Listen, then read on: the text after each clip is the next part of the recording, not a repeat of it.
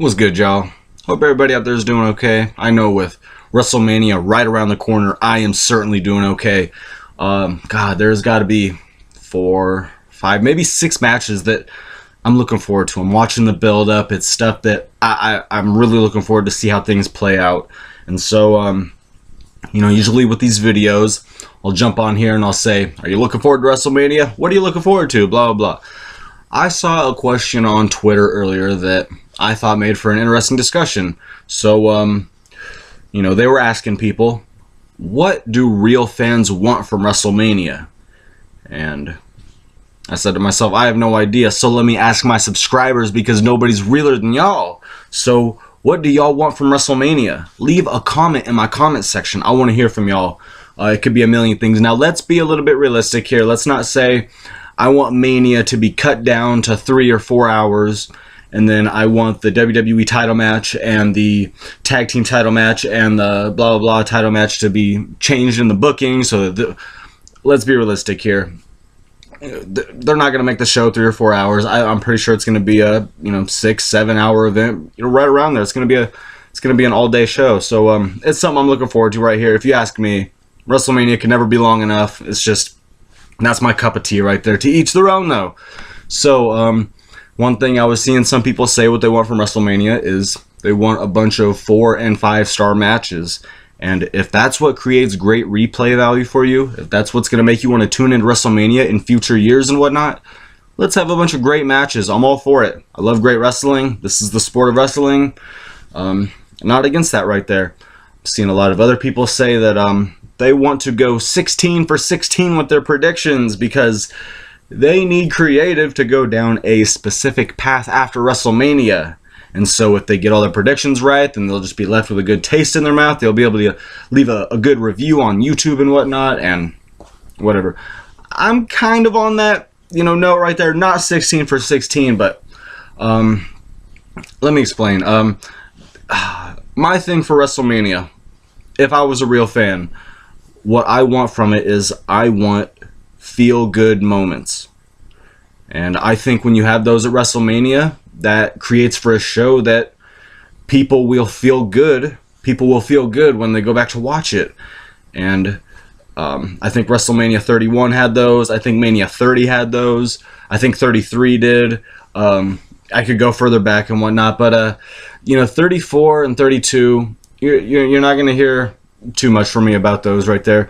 But, I think that there are a few ingredients in this recipe of WrestleMania 35 that can create for some feel-good moments, some cool stuff right there. I might get into predictions after I get through my points and whatnot, but instead of getting into predictions, what I'm talking about is just like I think Kofi and Seth Rollins winning is going to be my feel-good moments. Like the rest of the show can be chin locks, wrist locks, grounded whatevers.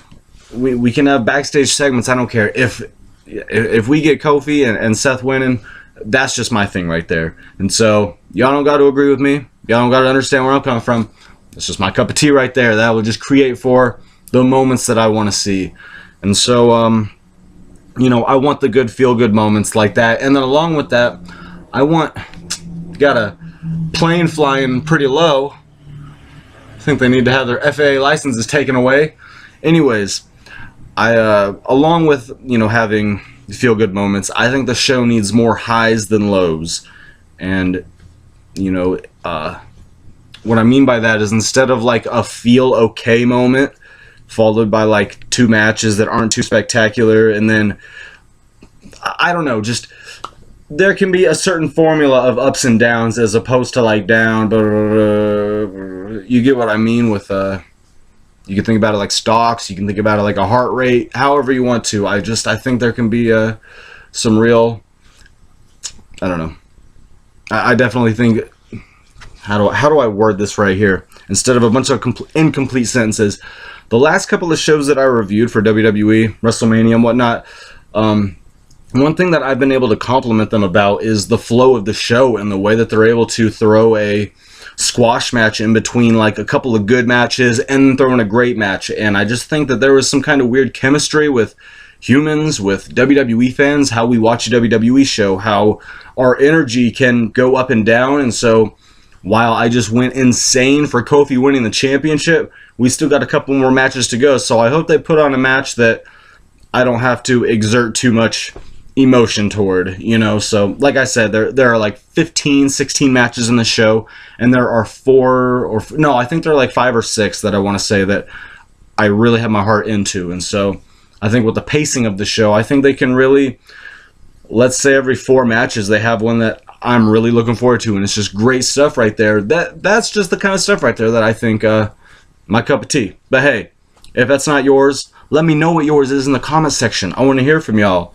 So that's what I want from WrestleMania. You know, feel good moments. I think Seth and Kofi winning. Well, like I said, I don't need to go 16-16 in my predictions and whatnot, but I would like just to see just the crowd to go crazy for these moments right here.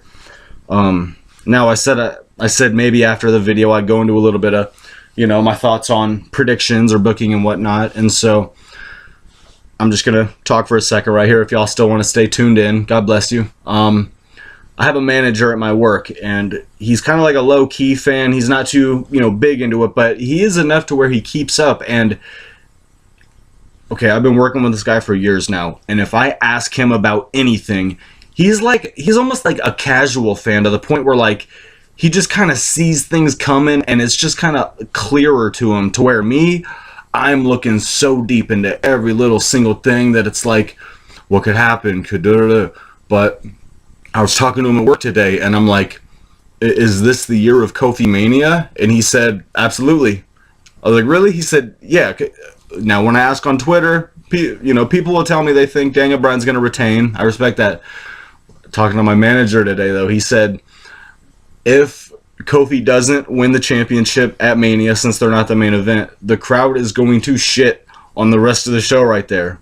And that is just a possibility they got to take into consideration. And so even if he loses it on the next SmackDown, because that's some crap that they would pull like that. I think when Christian won the world title, he lost it on the next SmackDown. So I hate to make a comparison right there, but my point is, just for that moment at WrestleMania right there, you know, I've heard people say that Roman Reigns could be going to SmackDown for 2019 because SmackDown's going to be moving to Fox, and that'd just be a huge move right there. He's their top dog, and they want to keep the title on Daniel Bryan in order to create for that kind of program down the future. This sounds like when Triple H was against Booker T, WrestleMania 19, and Triple H didn't want to drop the title to Booker T because we got we got Goldberg coming in 2003. We got this other stuff happening, and so we can't have Booker T as the champion. And you know what? I heard, who was it? I think it was Sanders Robb, and he was saying, that's bullshit. You know, Booker T could have dropped the belt, you know, somewhere in the summertime or whatever to create for a Triple H Goldberg program down the future or whatever. Listen to me get into it. Listen to my voice. Listen to me escalate right here. I don't get like this in real life. I don't feel like this about anything, but this is so appropriate that I'm bringing this back to Triple H and Booker T, how every inch of my body says it's bullshit that Booker T didn't win that match right there, but it's for the game, whatever. If you want to build up for Daniel Bryan versus Roman Reigns at SummerSlam or whatever down on in 2019, let Kofi win the belt here. Have him lose it on the next SmackDown. Have him lose it at Extreme Rules or Backlash or... But I don't know. If you think about Royal Rumble 2014, with Daniel Bryan being eliminated, the crowd, they shit on the rest of the show. Even Rey Mysterio got booed, and he was a 100% babyface right there. He had no business, but he had no business being booed. And that was just the way the crowd was feeling right there. And, you know, a lot of people, they got reactions and, you know, stuff that they didn't necessarily deserve right there. And that is something that we could see throughout the rest of the night after a Kofi Kingston-Daniel Bryan match. If Daniel Bryan wins by holding the dang rope and rolling up Kofi for a win, or Eric Rowan with some stuff while the ref's not looking. Look, listen to me. Kofi has to win this. That is just they. Okay. But before I keep stuttering, Kofi has to win this. Seth Rollins, Brock Lesnar. I want Seth to win this. Not all the stars align for me wanting Seth to win this. Not saying he's going to. You know, maybe Brock wants to defeat every member of the Shield at WrestleMania, single-handed, or, you know, one by one. But I think, you know, there can be some Shield interference. Paul Heyman could just break some hearts, and you never know what could happen. But Seth and Kofi. And then the rest of the show could be whatever. Now, my little prediction right here. This is something that I thought about a while ago. The reason that... No, not the reason. Let me restart. Okay. The reason that the women are in the main event is because they earned it. Okay. They've kicked ass. Their build-up is... They have more thought, more time, more emotion built up into this build-up than maybe any other match going on at WrestleMania right now. You could argue that. If you want to disagree, that's fine. Leave me a comment. Anybody want to leave me a comment? Hit me up. No, but I think another reason why that could be the main event is because Charlotte or Ronda could walk out of there as the winner, and the sooner that happens in the show, the longer the crowd can shit on the show. And so the longer you're booing about Charlotte winning the main event of WrestleMania, the more you could be beating the traffic because the show's already over. That's just something I was thinking about right there. When I'm making my predictions for WrestleMania, because I'm always wrong about everything, I'm just going to say Charlotte is going to win both titles, walk out of WrestleMania as the champion, and because I'm always wrong about everything. So, because I made that official right there, that means Becky is going to win at WrestleMania. Hey, you know what? I got some time. I'm recording. I'm on the Wikipedia page. I'm gonna look through a couple of these matches right here. See if anything really stands out to me. The Revival defending the Raw Tag Team titles against Kurt Hawkins and Zack Ryder. That's way cool right there. I definitely know the storyline with Hawkins and Ryder. I know the storyline with the Revival not being able to get their entrances televised. You know, we usually come back from commercial and see the tag champs in the ring. And so, Kurt Hawkins to finally get that win right there, that's a feel-good moment right there. When I'm talking about ups and downs and points in between, Kurt Hawkins being the man to pin the Revival. I don't even know their names. One of the members of the Revival. For Kurt Hawkins to be the one to score the pinfall, even if it's the pre-show right there. It can't be the pre-show. It's got... No. There has to be people in the building. So, I think that could be like a main card type show. Unless it was already announced for the pre-show, then who the hell am I? But, I talked way too long about that match. I think that would be a feel-good moment where the heartbeat goes up. The stock gets a little bit of news to it. So, I definitely want Hawkins and Ryder to win that. Next up, the Usos defending in a 4-way tag match. I just saw this on SmackDown. They're defending against Ricochet and Aleister Black, The Bar, and Nakamura and Rusev in a 4-way. So, anybody can really win this. I think Nakamura and Rusev could win this, and I don't know. They're going to win that match right there. I need to save up a little time for all I talked about that Raw Tag title match. WrestleMania Women's Battle Royal. Oh, yeah, they did one of these last year. Got no idea. You never know. Could be some crazy stuff. This is for... Let's see here. I have no idea. I'm going to say, God, because all the divas I can think of, or all the women I can think of right now are in title matches in some form or another. I'm going to give this Nia Jax. I don't know if she won it last year, but she's going to win it this year. Daniel Bryan, Kofi Kingston. Talked about it long enough. It has to go to Kofi Kingston. Boston Hug Connection. Bayley and Sasha Banks defending the tag team titles against Beth Phoenix and Natalya, and against the the Iconics, Billie Kay, Peyton Royce, and Nia Jackson, Tamina. Oh, wow. So, I didn't know that was a fatal 4-way match right there. I thought it was just a regular tag match right there. So, you know, Sasha Banks and Bayley, they're going to hold it down. But no, you know what? I think Nia Jackson, Tamina, we need heels to win tonight, and I only have baby faces going over, so I need Nia Jackson, Tamina to, you know, win this match right here. So, wow, Nia Jax wins 2 matches tonight? What is going on here? Roman Reigns against Drew McIntyre. Oh, wow, that is crazy. This is not... Roman Reigns is not in the main event. It's been a long time, but Reigns has to win this, even if it's short and sweet. I don't care. I just, you know, just seeing him getting that victory right there, singles match right there. Go Roman. You already know from me. Bobby Lashley against Finn Balor for that IC Championship, and I'm pretty sure we're going to be getting the Demon King Finn Balor. So, Demon King Finn Balor can make short work of Bobby Lashley right here. Intercontinental Championship, definitely going with Finn Balor right there. Next up, Samoa Joe against Rey Mysterio. This is what it says on Wikipedia, but I was hearing something about like a replacement, or like Rey Mysterio suffered an injury, and so I don't exactly know what's going to happen there. If I'm getting worked, leave me a comment. Everybody, leave me a comment for no reason. Andre the Giant Memorial Battle Royal. Jeff Hardy. Jeff Hardy, Matt Hardy winning back-to-back Andre the Giant Battle Royals. I think that'd be cool right there. AJ Styles, Randy Orton. Ah, yes! How long have I been asking for this match for? I've been asking for this match since probably before AJ was even with the WWE right here. I would just look at their offense, both of their offenses, and I would think that they could just brew for some cool stuff right here. So this is going to be a 4-star match.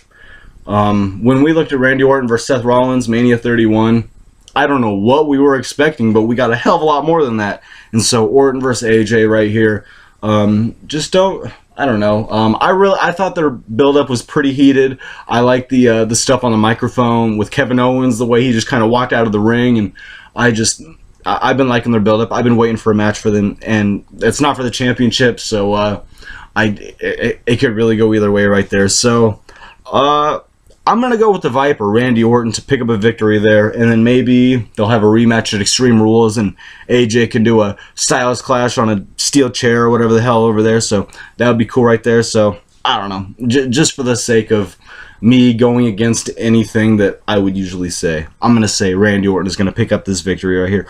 Shane McMahon versus The Miz, yes! This is a match that I have been keeping up with, where I'm loving the build-up. Ever since the build-up to Royal Rumble, when they're making the tag team, everything they've been through, all the stuff with The Miz's dad, how personal it is right here, all the arrows are pointing to The Miz winning this. And so, I gotta go with my boy, Shane McMahon. I don't have any Miz jerseys. I have Shane McMahon jerseys. I have Shane McMahon action figures. That's my dude right there. I could never root against him. When it was Shane and Undertaker in a Hell in a Cell match, I wanted Shane to win that. Stipulations aside, I wanted Shane to win that one right there. So, yeah, Falls Count Anywhere. Gonna be some entertaining stuff. Shane is gonna go for a huge dive, miss it, and The Miz is gonna pin him, and blah, blah, blah. But I'm going with my boy Shane O'Mac right there. But for the sake of the build-up, I think the crowd might want to see The Miz win. Shane's been funny as a bad guy. You will never hear me say a bad thing about him ever. He's just awesome right there. Kurt Angle, Baron Corbin. So, yeah. Kurt Angle's in the ring, waiting for his opponent to come out. Baron Corbin comes out. Oh, what is this? Oh, that's John Cena with his JBL haircut. Cena's going to come in, and he's going to come into the ring. And Kurt Angle's like, what? I'm supposed to be fighting Baron Corbin. Why should I wrestle you? And Cena's going to be like, bro, I still got that ruthless aggression. That's a moment for me right there. That's where the match can do whatever. And I'd just be like, ah! That'd be my thing right there. So, yeah. Kurt Angle, John Cena. Kurt Angle's got to win. Kurt Angle's going to beat John Cena. And Cena can go off into the sunset. Kurt Angle can go off into his respective sunset, whatever he's got going on after WrestleMania, and go Kurt Angle. That's my dude right there. Triple H versus Batista. Listen to me, you guys. Yes, I've been loving this build-up right here. Now, if this was 2011, I'd be making videos saying, "Hey, he's via satellite. They're not even contacting each other. They're just kind of just talking back." And then you reach an age where you understand what big fight feel is, and that's what this is right here. I wish I was older when John Cena and The Rock happened, but I was punk-ass Mark in my early 20s, and I was just whatever. I can just, I'm not saying I'm smarter or dumber or whatever. I'm saying is I have an appreciation for this right here, and so yeah, Triple H, Batista right here, no holds barred. They're going to beat the crap out of each other. This is the first time in, I want to say, 6 years that Triple H is walking into WrestleMania as a babyface. That was against Brock Lesnar, I want to say. And so now he's... I think Triple H is going to win this match right here. And if Batista wins, then we got to see him wrestle more. He cannot go back to Hollywood and after a victory. That's all I know. The Rock never did. The Rock would always drop the title before he went back to Hollywood. So... that's where I'll tell you, Triple H, I think, is absolutely going to win that match right there. Buddy Murphy against Tony Nese for the Cruiserweight Championship. So I don't know if this is it's probably not in order. It's on Wikipedia, but Tony Nese versus Buddy Murphy right there. That's cool right there. I think these two could put on a really good match. I hope this match is as late in the card as this says it is, because just for the sake of pacing and, you know, I don't know, just,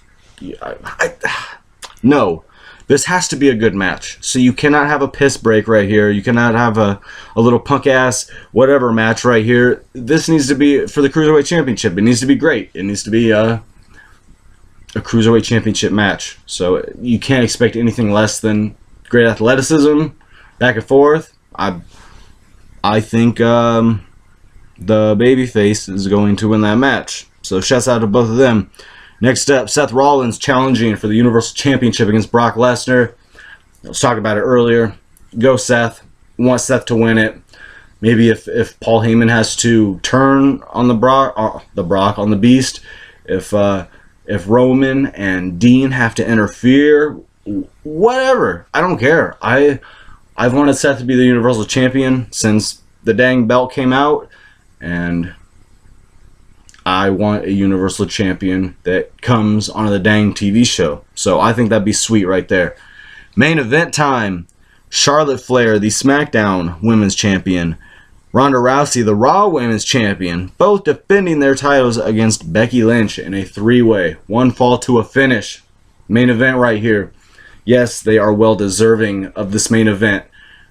This is not me on some Stephanie McMahon type agenda like, oh, well, they're women, and so they need to set... I'm not even getting political like that. What I'm telling you is the crowd gets louder for Becky Lynch than anybody. What's her name? Charlotte is just a household name in WWE right here. 7-8-time champion or something like that. Just one of, if not the best women's wrestler on the company to this, today is what I'm trying to say. Kind of stuttering right here. And then Ronda Rousey, you cannot doubt her just overall impact and just everything. She's just a big deal. I don't even need to get into it. And so for this match to be the main event, I think Charlotte's going to win this.